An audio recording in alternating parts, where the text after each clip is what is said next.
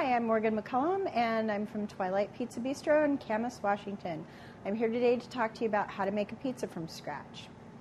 Okay, so if you're using a pizza stone, you're going to want to preheat that pizza stone to the temperature that whatever your recipe says the oven should be. So you throw that in your preheated oven, make sure it's good and hot, take it out, put your crust on top of that, and you can kind of, if you want to use a spoon, probably with a heated pizza stone, that's the best way to do it, and just kind of make that edge match your pizza stone. I'm using a screen here, which isn't hot, so I'm going to kind of just make the edge of the pizza crust that I already rolled out match that round. Okay?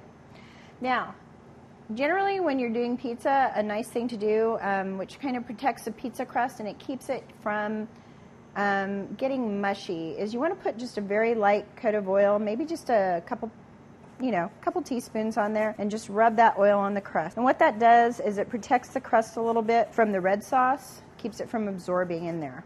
Okay? And then I'm going to take my pizza sauce. Now this is our pizza sauce that we have in the restaurant, but at home you can use tomato paste and some tomato sauce and add some oregano, some garlic, whatever you like to make a pizza sauce base. Or if you have a favorite canned pasta sauce that you like that has a good flavor to you, you can use that as well. I tend to like things with a little tomato paste in it because it makes it a little denser and a little bit more like a traditional pizza sauce that you would expect. So I'm just going to add, for this size of a pizza, this is about a 13-inch crust, I'm going to add about 3 tablespoons of sauce. And just take that from the middle and spread it around. It's okay if you have some kind of clumps of sauce in there. That kind of adds some variety. And you want each bite, you don't want every bite to taste the same. You want a little variety in there. That's what makes you know that it's a homemade pizza. If it's too uniform, then what's the difference between that and a store-bought pizza? Okay, so I'm going to go not quite to the edges. I'm going to leave, maybe about a ½ inch on those edges. And then that is pretty much it for the sauce. Now I'm going to add a little garlic because I like garlic. I'm just going to kind of take that. I've already chopped this garlic and sprinkle it around. Okay, and then we're going to take some cheese. This is whole milk mozzarella. Now we're just going to spread that around too.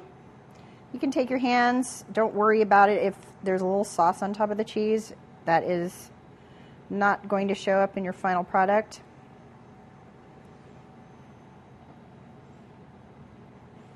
I've got very light cheese on this. Okay, and now you can take your toppings. As far as pizza toppings, it's whatever you like. I'm going to add a little bit of fresh Italian or dried Italian seasoning because I like oregano and I like a little basil in there. I'm going to add a little Parmesan cheese. Just the finely grated Parmesan that you find at the store. The shredded Parmesan doesn't tend to melt very well, so you probably want to avoid that. Okay, and now whatever you like. If you like sausage, put sausage on there. If you like pepperoni, put pepperoni on there.